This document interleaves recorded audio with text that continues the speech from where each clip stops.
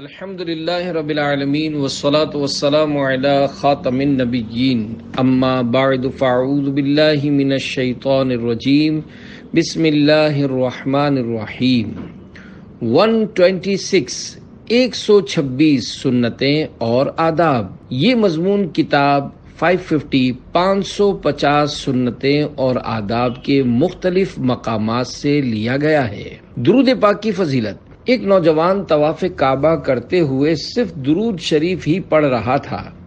کسی نے اس سے کہا، کیا تجھے کوئی اور دعائیں طواف نہیں آتی یا کوئی اور بات ہے؟ اس نے کہا، دعائیں تو آتی ہیں، مگر بات یہ ہے کہ میں اور میرے والد دونوں حج کے لیے نکلے تھے. والد صاحب راستے میں بیمار ہو کر فوت ہو گئے، یعنی انتقال کر گئے. ان کا چہرہ سیاہ پڑ گیا، آنکھیں الٹ گئیں اور پیٹ پھول گیا. میں بہت رویا اور کہا، انا للہ و انا الیہ راجعون. جب رات کی تاریکی چھا گئی تو میری آنکھ لگ گئی. میں سو گیا تو میں نے خواب میں سفید لباس میں ملبوس ایک معطر حسین و جمیل ہستی کی زیارت کی. انہوں نے میرے والد مرحوم کی میت کے قریب تشریف لا کر اپنا نورانی ہاتھ ان کے چہرے اور پیٹ پر پھیرا. دیکھتے ہی دیکھتے میرے مرحوم باپ کا چہرہ دودھ سے زیادہ سفید اور روشن ہو گیا اور پیٹ بھی اصلی حالت پر آ گیا. جب وہ بزرگ واپس جانے لگے تو میں نے ان کا دامن اقدس تھام لیا اور عرض کی، یا سیدی، یعنی اے میرے سردار، آپ کو اس کی قسم جس نے آپ کو اس جنگل میں میرے والد مرحوم کے لیے رحمت بنا کر بھیجا ہے، آپ کون ہیں؟ فرمایا، تو ہمیں نہیں پہچانتا؟ ہم تو محمد رسول اللہ صلی اللہ علیہ وآلہ وسلم ہیں. تیرا یہ باپ بہت گناہ گار تھا، مگر ہم پر بکثرت درود شریف پڑھتا تھا. جب اس پر یہ مصیبت نازل ہوئی تو اس نے ہم سے فریاد کی، لہذا ہم نے اس کی فریاد رسی کی، اور ہم ہر اس شخص کی فریاد رسی کرتے ہیں جو اس دنیا میں ہم پر زیادہ درود بھیجتا ہے. فریاد امتی جو کرے حال زار میں، ممکن نہیں کہ خیر بشر کو خبر نہ ہو. صلو علی الحبیب صلی اللہ علی محمد. السلام علیکم کے 11 حروف کی نسبت سے سلام کی 11 سنتیں اور آداب. نمبر 1، مسلمان سے ملاقات کرتے وقت اسے سلام کرنا سنت ہے. اسلامی بہنیں بھی اسلامی بہنوں نیز محارم کو سلام کریں. نمبر 2، سلام کرتے وقت دل میں یہ نیت ہو کہ جس کو سلام کرنے لگا ہوں اس کا مال اور عزت و آبرو سب کچھ میری حفاظت میں ہے اور میں ان میں سے کسی چیز میں دخل اندازی کرنا حرام جانتا ہوں. نمبر 3، دن میں کتنی ہی بار آمنا سامنا ہو، کسی کمرے وغیرہ میں بار بار آنا جانا ہو، وہاں موجود مسلمانوں کو ہر بار سلام کرنا کار ثواب ہے. نمبر 4، سلام میں پہل کرنا سنت ہے. نمبر 5، سلام میں پہل کرنے والا اللہ کریم کا مقرب یعنی نزدیکی پانے والا بندہ ہے. سلام میں پہل کرنے والا تکبر سے بھی بری یعنی آزاد ہے، جیسا کہ میرے مکی مدنی آقا پیارے پیارے مصطفیٰ صلی اللہ علیہ وآلہ وسلم کا فرمان باصفا ہے، پہلے سلام کہنے والا تکبر سے بری ہے.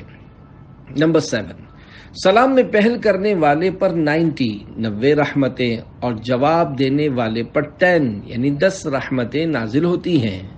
نمبر 8، السلام علیکم یعنی تم پر سلامتی ہو کہنے سے 10 نیکیاں ملتی ہیں. ساتھ میں ورحمت اللہ اور اللہ کی رحمت ہو بھی کہیں گے تو 20 نیکیاں ہو جائیں گی، اور وبرکاتہ یعنی اور اس کی برکتیں ہوں شامل کریں گے تو 30 نیکیاں ہو جائیں گی.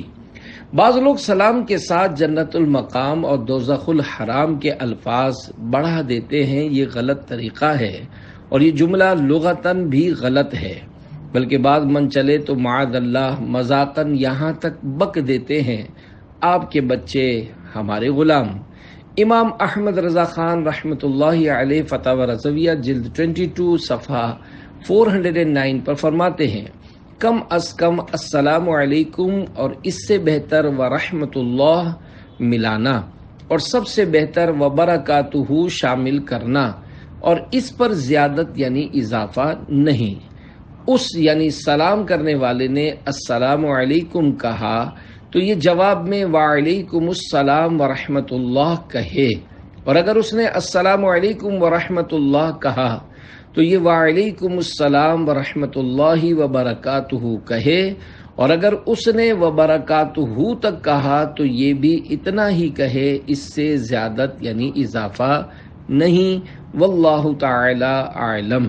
نمبر 9، اسی طرح جواب میں وعلیکم السلام ورحمۃ اللہ وبرکاتہ کہہ کر 30 نیکیاں حاصل کی جا سکتی ہیں۔ نمبر 10، سلام کا جواب فوراً اور اتنی آواز سے دینا واجب ہے کہ سلام کرنے والا سن لے۔ 11، سلام اور جواب سلام کا درست تلفظ یاد فرما لیجئے۔ پہلے میں کہتا ہوں، آپ سن کر دہرائیے۔ السلام علیکم۔ اب پہلے میں جواب سناتا ہوں، پھر آپ اس کو دہرائیے۔ وعلیکم السلام۔ رضائے حق کے لیے تم سلام عام کرو، سلامتی کے طلبگار ہو سلام کرو۔ صلو علی الحبیب صلی اللہ علی محمد۔ ہاتھ ملانا سنت ہے کہ 14 حروف کی نسبت سے ہاتھ ملانے کی 14 سنتیں اور آداب۔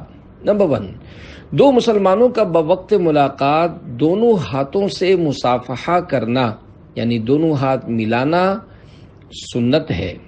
نمبر 2، ہاتھ ملانے سے پہلے سلام کیجئے۔ نمبر 3، رخصت ہوتے وقت بھی سلام کیجئے اور ساتھ میں ہاتھ بھی ملا سکتے ہیں۔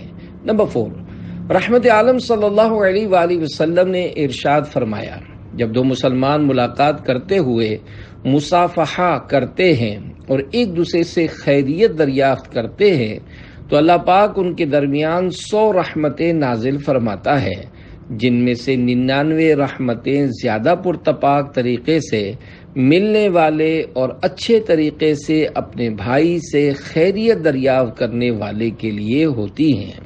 نمبر 5، ہاتھ ملانے کے دوران درود شریف پڑھیے۔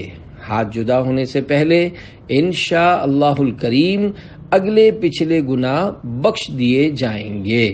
نمبر 6، ہاتھ ملاتے وقت درود شریف پڑھ کر ہو سکے تو یہ دعا بھی پڑھ لیجئے، یغفر اللہ لنا ولکم، یعنی اللہ پاک ہماری اور تمہاری مغفرت فرمائے۔ نمبر 7، دو مسلمان ہاتھ ملانے کے دوران جو دعائیں مانگیں گے انشاء اللہ الکریم قبول ہوگی، اور ہاتھ جدا ہونے سے پہلے دونوں کی مغفرت ہو جائے گی انشاء اللہ الکریم۔ نمبر 8، آپس میں ہاتھ ملانے سے دشمنی دور ہوتی ہے۔ نمبر 9، مسلمان کو سلام کرنے، ہاتھ ملانے بلکہ محبت کے ساتھ اس کا دیدار کرنے سے بھی ثواب ملتا ہے۔ حدیث پاک میں ہے، جو کوئی اپنے مسلمان بھائی کی طرف محبت بھری نظر سے دیکھے اور اس کے دل میں عداوت نہ ہو تو نگاہ لوٹنے سے پہلے دونوں کے پچھلے گناہ بخش دیے جائیں گے۔ نمبر 10، جتنی بار ملاقات ہو ہر بار ہاتھ ملا سکتے ہیں۔ نمبر 11، آج کل بعض لوگ دونوں طرف سے ایک ہاتھ ملاتے بلکہ صرف انگلیاں ہی آپس میں ٹکرا دیتے ہیں، یہ سب خلاف سنت ہے۔ نمبر 12، ہاتھ ملانے کے بعد خود اپنا ہی ہاتھ چوم لینا مکروہ ہے۔ ہاں، اگر کسی بزرگ سے ہاتھ ملانے کے بعد حصول برکت کے لیے اپنا ہاتھ چوم لیا تو کراہت نہیں، جیسا کہ اعلیٰ حضرت رحمت اللہ علیہ فرماتے ہیں، اگر کسی سے مصافحہ کیا پھر برکت کے لیے اپنا ہاتھ چوم لیا تو ممانعت کی کوئی وجہ نہیں، جبکہ جس سے ہاتھ ملائے وہ ان ہستیوں میں سے ہو جن سے برکت حاصل کی جاتی ہو۔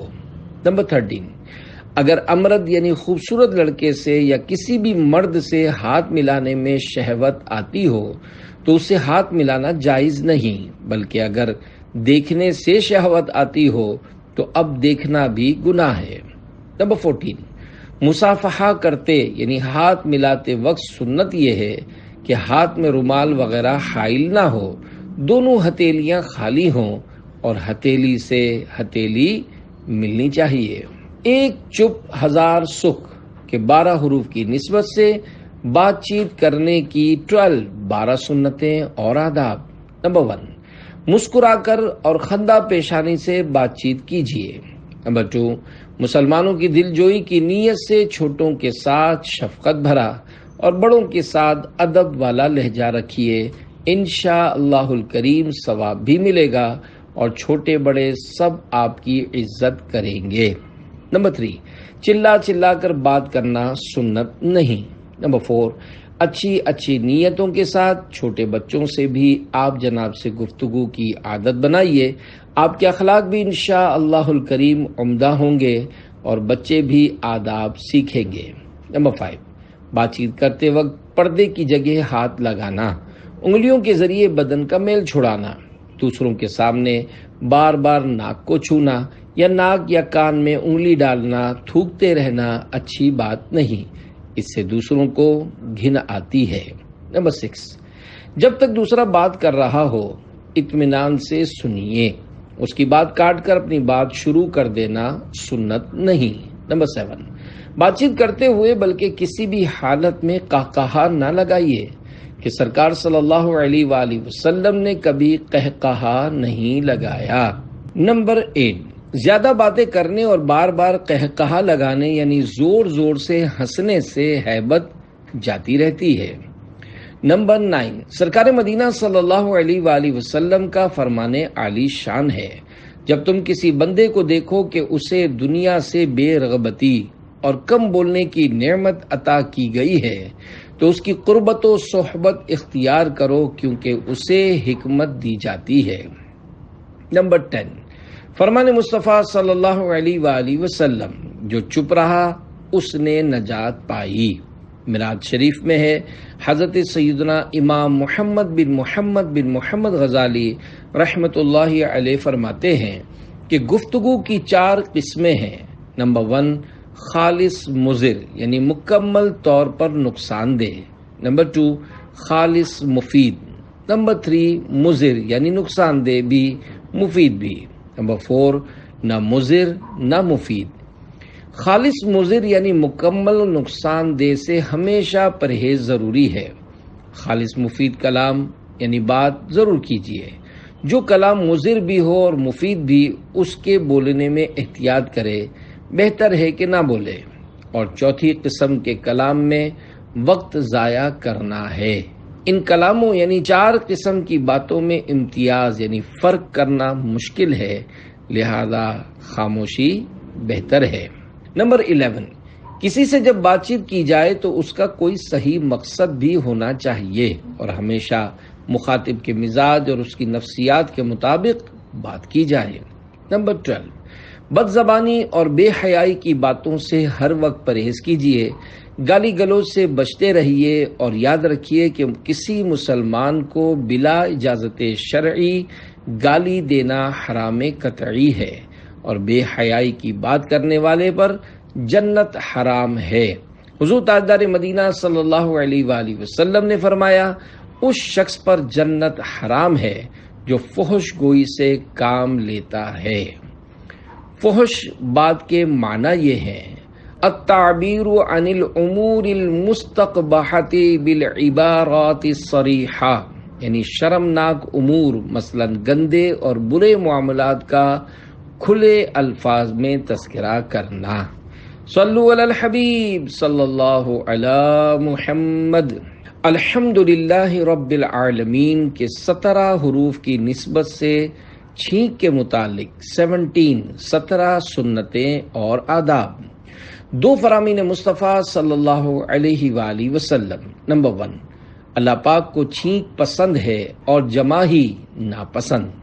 نمبر 2، جب کسی کو چھینک آئے اور وہ الحمدللہ کہے تو فرشتے کہتے ہیں رب العالمین، اور اگر وہ رب العالمین کہتا ہے تو فرشتے کہتے ہیں یرحمک اللہ، یعنی اللہ پاک تجھ پر رحم فرمائے۔ نمبر 3، چھینک کے وقت سر جھکائیے، منہ چھپائیے اور آواز آہستہ نکالیے۔ چھینک کی آواز بلند کرنا حماقت ہے۔ نمبر 4، چھینک آنے پر الحمدللہ کہنا چاہیے۔ خزائن العرفان صفحہ 3 پر تحتاوی کے حوالے سے چھینک آنے پر حمد الہی کو سنت مؤکدہ لکھا ہے۔ بہتر یہ ہے کہ الحمدللہ رب العالمین یا الحمدللہ علی کل حال کہے۔ نمبر 5، سننے والے پر واجب ہے کہ فوراً یرحمک اللہ یعنی اللہ پاک تجھ پر رحم فرمائے کہے، اور اتنی آواز سے کہے کہ چھینکنے والا خود سن لے۔ نمبر 6، جواب سن کر چھینکنے والا کہے یغفر اللہ لنا ولکم یعنی اللہ پاک ہماری اور تمہاری مغفرت فرمائے، یا یہ کہے یہدیکم اللہ ویصلح بالکم یعنی اللہ پاک تمہیں ہدایت دے اور تمہارا حال درست کرے۔ نمبر 7، جو کوئی چھینک آنے پر الحمدللہ علی کل حال کہے اور اپنی زبان سارے دانتوں پر پھیر لیا کرے تو انشاءاللہ الکریم دانتوں کی بیماریوں سے محفوظ رہے گا۔ نمبر 8، حضرت مولا کائنات علی المرتضیٰ رضی اللہ عنہ فرماتے ہیں جو کوئی چھینک آنے پر الحمدللہ علی کل حال کہے تو وہ داڑھ اور کان کے درد میں کبھی مبتلا نہیں ہوگا۔ نمبر 9، چھینکنے والے کو چاہیے کہ زور سے حمد کہے تاکہ کوئی سنے اور جواب دے۔ نمبر 10، چھینک کا جواب ایک مرتبہ واجب ہے، دوسری بار چھینک آئے اور وہ الحمدللہ کہے تو دوبارہ جواب واجب نہیں بلکہ مستحب ہے۔ 11، جواب اس صورت میں واجب ہوگا جب چھینکنے والا الحمدللہ کہے اور حمد نہ کرے تو جواب نہیں۔ نمبر 12، خطبے کے وقت کسی کو چھینک آئی تو سننے والا اس کو جواب نہ دے۔ نمبر 13، کئی اسلامی بھائی موجود ہوں تو بعض حاضرین نے جواب دے دیا تو سب کی طرف سے جواب ہو گیا، مگر بہتر یہی ہے کہ سارے جواب دیں۔ نمبر 14، دیوار کے پیچھے کسی کو چھینک آئی اور اس نے الحمدللہ کہا تو سننے والا اس کا جواب دے۔ نمبر 15، نماز میں چھینک آئے تو سکوت کرے یعنی خاموش رہے، اور الحمدللہ کہہ لیا تو بھی نماز میں حرج نہیں، اور اگر اس وقت حمد نہ کی تو فارغ ہو کر کہے۔ نمبر 16، آپ نماز پڑھ رہے ہیں اور کسی کو چھینک آئی اور آپ نے جواب کی نیت سے الحمدللہ کہا تو آپ کی نماز ٹوٹ گئی۔ نمبر 17، کافر کو چھینک آئی اور اس نے الحمدللہ کہا تو جواب میں یہدیکم اللہ یعنی اللہ پاک تجھے ہدایت کرے کہا جائے۔ کاش جنت البقیع ملے کہ 15 حروف کی نسبت سے سونے جاگنے کی 15 سنتیں اور آداب۔ نمبر 1، سونے سے پہلے بستر کو اچھی طرح جھاڑ لیجئے تاکہ کوئی موذی کیڑا وغیرہ ہو تو نکل جائے۔ نمبر 2، سونے سے پہلے یہ دعا پڑھ لیجئے اللہم بسمک اموت و احیا۔ ترجمہ، اے اللہ پاک میں تیرے نام کے ساتھ ہی مرتا ہوں اور جیتا ہوں، یعنی سوتا ہوں اور جاگتا ہوں۔ نمبر 3، عصر کے بعد نہ سوئیں، عقل چلی جانے کا خوف ہے۔ فرمان مصطفیٰ صلی اللہ علیہ وآلہ وسلم، جو شخص عصر کے بعد سوئے اور اس کی عقل جاتی رہے تو وہ اپنے ہی کو ملامت کرے۔ نمبر 4، دوپہر کو قیلولہ یعنی کچھ دیر لیٹنا مستحب ہے۔ نمبر 5، دن کے ابتدائی حصے میں سونا یا مغرب و عشاء کے درمیان میں سونا مکروہ ہے۔ نمبر 6، سونے میں مستحب یہ ہے کہ با طہارت سوئے۔ اور نمبر 7، کچھ دیر سیدھی کروٹ پر سیدھے ہاتھ کو رخسار یعنی گال کے نیچے رکھ کر قبلہ رو سوئے، پھر اس کے بعد بائیں کروٹ پر۔ نمبر 8، سوتے وقت قبر میں سونے کو یاد کرے کہ وہاں تنہا سونا ہوگا، سوا اپنے اعمال کے کوئی ساتھ نہ ہوگا۔ نمبر 9، سوتے وقت یاد خدا میں مشغول ہو، تحلیل و تسبیح و تحمید پڑھے، یعنی لا الہ الا اللہ، سبحان اللہ اور الحمدللہ کا ورد کرتا رہے یہاں تک کہ سو جائے۔ کہ جس حالت پر انسان سوتا ہے اسی پر اٹھتا ہے، اور جس حالت میں مرتا ہے قیامت کے دن اسی پر اٹھے گا۔ نمبر 10، جاگنے کے بعد یہ دعا پڑھے، الحمدللہ الذی احیانا بعدما اماتنا والیہ النشور۔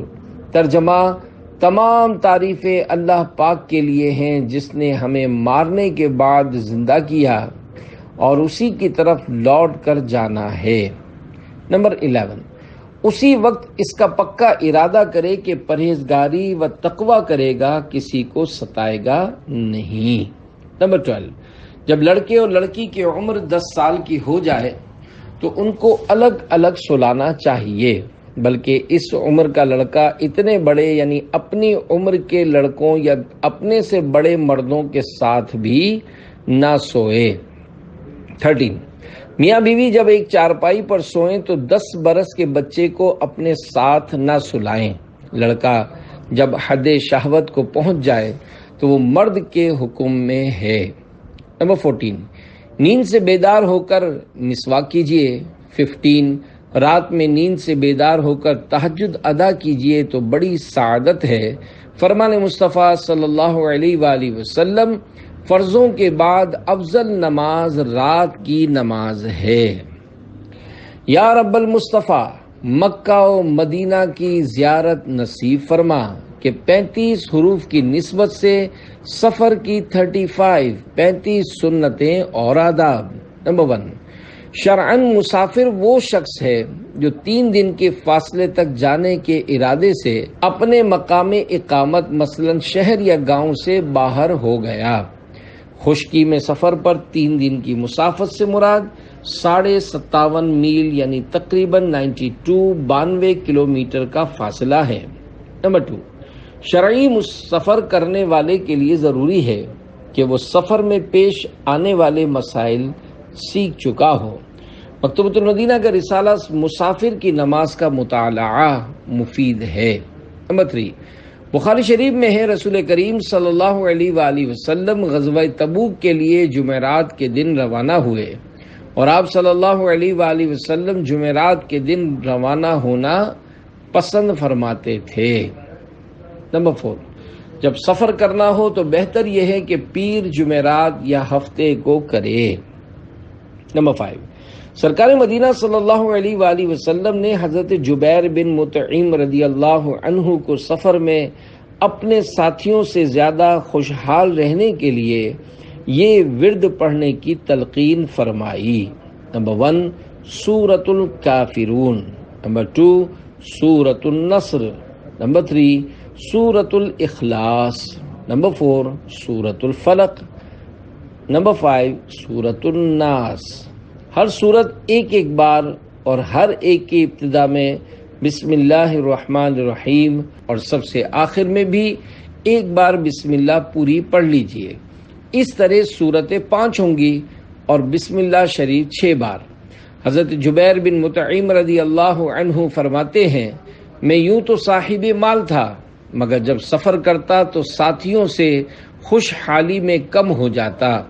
بیان کی ہوئی صورتیں ہمیشہ پڑھنی شروع کی اور ان کی برکت سے واپسی تک خوشحال اور دولت مند رہتا۔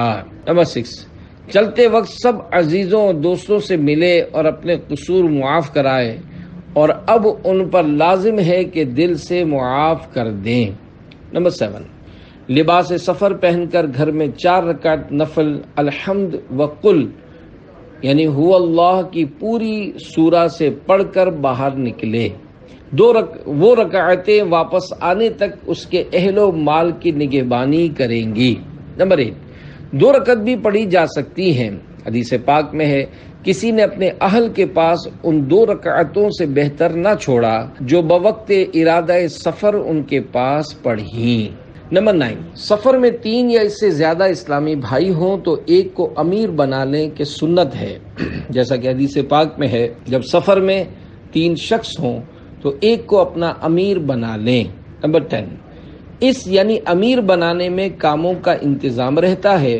سردار یعنی امیر اسے بنائیں جو خوش خلق یعنی با اخلاق عاقل یعنی عقل مند دیندار ہو، سردار یعنی امیر کو چاہیے کہ رفیقوں یعنی ساتھیوں کے آرام کو اپنی آسائش یعنی آرام پر مقدم رکھے، یعنی اپنے آرام کی بجائے ساتھیوں کے آرام کو زیادہ اہمیت دے۔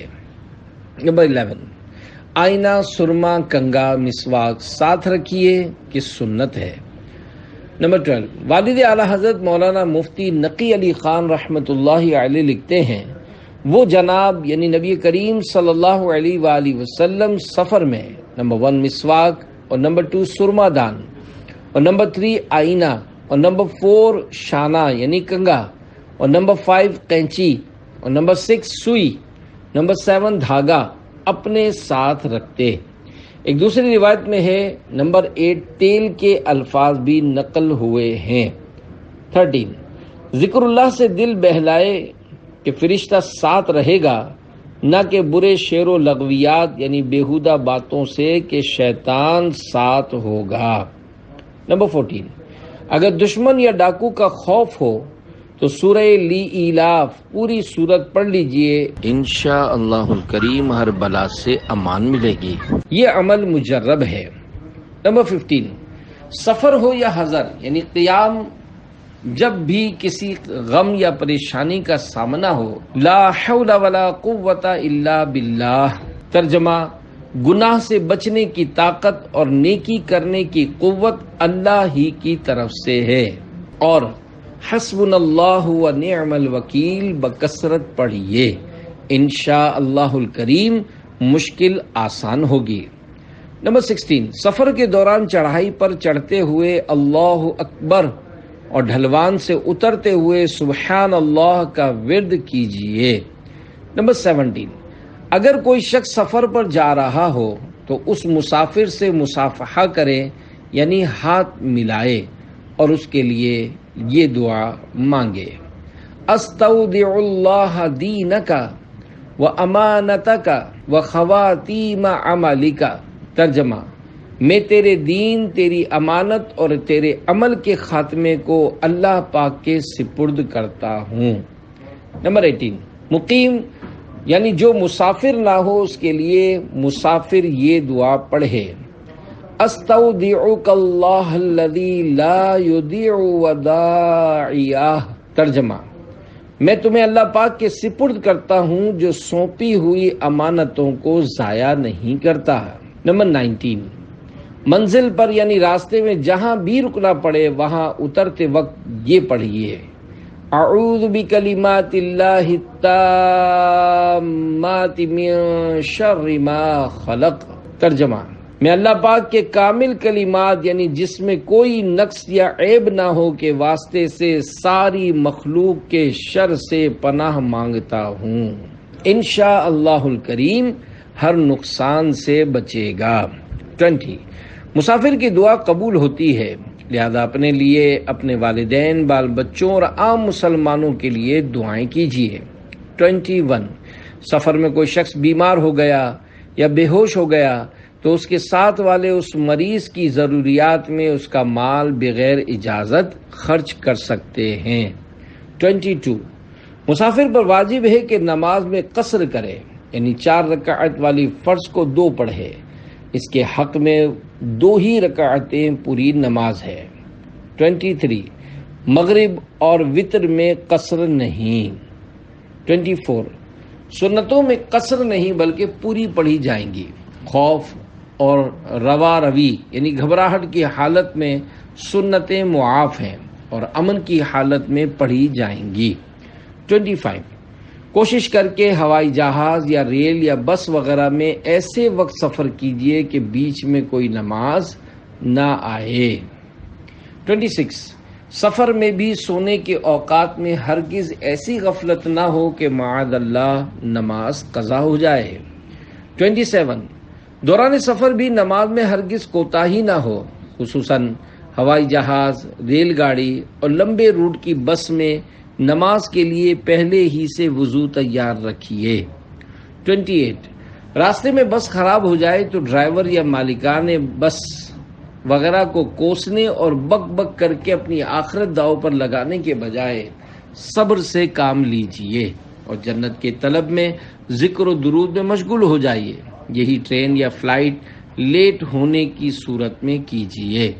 29. ریل، بس وغیرہ میں دیگر مسافروں کے حق پڑوس کا خیال رکھتے ہوئے ان کے ساتھ خوب حسن سلوک کیجیے. بے شک خود تکلیف اٹھا لیجیے مگر ان کو راحت پہنچائیے. نمبر 30. بس وغیرہ میں چلا کر باتیں کرنے اور زور سے کہا لگا کر دوسرے مسافروں کو اپنے آپ سے بدظن مت کیجیے. نمبر 11. بھیڑ کے موقع پر کسی ضعیف و مریض مسلمان کو دیکھیں تو بنیت ثواب اس کو بس وغیرہ میں باصرار اپنی نشست یعنی سیٹ پیش کر دیجئے. 32. حتی الامکان فلموں اور گانے بازوں سے پاک بس اور ویگن وغیرہ میں سفر کیجئے. 33. سفر سے واپسی پر گھر والوں کے لیے کوئی تحفہ لیتے آئیے کہ فرمان مصطفیٰ صلی اللہ علیہ وآلہ وسلم ہے جب سفر سے کوئی واپس آئے تو گھر والوں کے لیے کچھ نہ کچھ ہدیہ یعنی تحفہ لائے اگرچہ اپنی جھولی میں پتھر ہی ڈال لائے. 34. شرعی سفر سے واپسی میں مکروہ وقت نہ ہو تو سب سے پہلے اپنی مسجد میں اور جب گھر پہنچے تو گھر پر بھی 2 رکعت نفل پڑھیے. 35. مسافر کی دعا قبول ہوتی ہے. مسواک سرکار مدینہ صلی اللہ علیہ وآلہ وسلم کی سنت ہے کہ 22 حروف کی نسبت سے مسواک کی 22 سنتیں اور آداب. 2 فرامین مصطفیٰ صلی اللہ علیہ وآلہ وسلم. نمبر 1 2 رکعت مسواک کر کے پڑھنا بغیر مسواک کی 70 رکعتوں سے افضل ہے. نمبر 2 مسواک کا استعمال اپنے لیے لازم کر لو کیونکہ اس میں منہ کی صفائی اور رب کی رضا کا سبب ہے. نمبر 3 حضور نبی پاک صلی اللہ علیہ وآلہ وسلم ہر رات کئی بار مسواک کرتے تھے، ہر بار سوتے وقت بھی اور بیدار ہوتے وقت بھی. نمبر 4 بغیر اچھی نیت کے مسواک کرنے سے طبی فوائد حاصل ہوں گے مگر ثواب نہیں ملے گا. مثلا وضو کے لیے مسواک کرنا ہو تو یوں 3 نیتیں کر لیجئے: رضا الہی، سنت کی ادائیگی اور ذکر و درود کے لیے منہ کو پاکیزہ کرنے کی غرض سے مسواک کروں گا. نمبر 5 مشائخ کرام فرماتے ہیں جو شخص مسواک کا عادی ہو مرتے وقت اسے کلمہ پڑھنا نصیب ہوگا اور جو افیون کھاتا ہو مرتے وقت اسے کلمہ نصیب نہ ہوگا. نمبر 6 حضرت عبداللہ ابن عباس رضی اللہ عنہما سے روایت ہے کہ مسواک میں 10 خوبیاں ہیں: منہ صاف کرتی، مسوڑے کو مضبوط بناتی ہے، نظر تیز کرتی، بلغم کف دور کرتی ہے، منہ کی بدبو ختم کرتی، سنت کے موافق ہے، فرشتے خوش ہوتے ہیں، رب راضی ہوتا ہے، نیکی بڑھاتی اور معدے درست کرتی ہے. نمبر 7 حکایت حضرت سیدنا ابوبکر شبلی بغدادی رحمۃ اللہ علیہ کو ایک مرتبہ وضو کے وقت مسواک کی ضرورت ہوئی، تلاش کی مگر نہ ملی، لہذا 1 دینار یعنی 1 سونے کی اشرفی میں مسواک خرید کر استعمال فرمائی. بعض لوگوں نے کہا یہ تو آپ نے بہت زیادہ خرچ کر ڈالا، کہیں اتنی مہنگی بھی مسواک لی جاتی ہے؟ فرمایا بے شک یہ دنیا اور اس کی تمام چیزیں اللہ پاک کے نزدیک مچھر کے پر برابر بھی حیثیت نہیں رکھتی. اگر بروز قیامت اللہ پاک نے مجھ سے پوچھ لیا تو کیا جواب دوں گا کہ تو نے میرے پیارے حبیب کی سنت مسواک کیوں ترک کی؟ جو مال و دولت میں نے تجھے دیا تھا اس کی حقیقت تو میرے نزدیک مچھر کے پر برابر بھی نہیں تھی، تو آخر ایسی حقیر دولت اس عظیم سنت یعنی مسواک کو حاصل کرنے پر کیوں خرچ نہیں کی؟ نمبر 1 سیدنا امام شافعی رحمۃ اللہ علیہ فرماتے ہیں 4 چیزیں عقل بڑھاتی ہیں: فضول باتوں سے بچنا، مسواک کرنا، نیک لوگوں کی صحبت اور اپنے علم پر عمل کرنا. نمبر 9 مسواک پیلو یا زیتون یا نیم وغیرہ کڑوی لکڑی کی ہو. نمبر 10 مسواک کی موٹائی چھنگلیا یعنی چھوٹی انگلی کے برابر ہو. نمبر 11 مسواک ایک بالش سے زیادہ لمبی نہ ہو ورنہ اس پر شیطان بیٹھتا ہے. نمبر 12 اس کے ریشے نرم ہوں کہ سخت ریشے دانتوں اور مسوڑوں کے درمیان خلا یعنی گیپ کا باعث بنتے ہیں۔ 13 مسواک تازہ ہو تو بہتر، ورنہ کچھ دیر پانی کے گلاس میں بھگو کر نرم کر لیجئے۔ نمبر 14 مناسب ہے کہ اس کے ریشے روزانہ کاٹتے رہیے۔ نمبر 15 دانتوں کی چوڑائی میں مسواک کیجئے۔ نمبر 16 جب بھی مسواک کرنی ہو کم از کم 3 بار کیجئے۔ نمبر 17 ہر بار دھو لیجئے۔ نمبر 18 مسواک سیدھے ہاتھ میں اس طرح لیجئے کہ چھوٹی انگلی اس کے نیچے اور بیچ کی 3 انگلیاں اوپر اور انگوٹھا سرے پر ہو۔ نمبر 19 پہلے سیدھی طرف کے اوپر کے دانتوں پر، پھر الٹی طرف کے اوپر کے دانتوں پر، پھر سیدھی طرف نیچے، پھر الٹی طرف نیچے مسواک کیجیے۔ 20 مٹھی باندھ کر مسواک کرنے سے بواسیر ہو جانے کا اندیشہ ہے۔ 21 مسواک وضو کے اندر شامل نہیں، یہ وضو کی سنت قبلیہ یعنی وضو سے پہلے کی سنت ہے۔ البتہ سنت موقدہ اسی وقت ہے جبکہ منہ میں بدبو ہو۔ 22 مسواک جب ناقابل استعمال ہو جائے تو پھینک مت دیجیے کہ یہ سنت ادا کرنے کا آلہ ہے، کسی جگہ احتیاط سے رکھ دیجیے یا دفن کر دیجیے یا پتھر وغیرہ وزن باندھ کر سمندر میں ڈبو دیجیے۔ سنت زندہ کرنے کی فضیلت۔ فرمان آخری نبی صلی اللہ علیہ وآلہ وسلم، جس نے میری کسی ایسی سنت کو زندہ کیا جو میرے بعد مٹ چکی تھی تو اسے ان تمام لوگوں کے برابر ثواب ملے گا جو اس سنت پر عمل کریں گے، اور ان عمل کرنے والوں کے ثواب میں بھی کوئی کمی نہ ہوگی۔ الحمد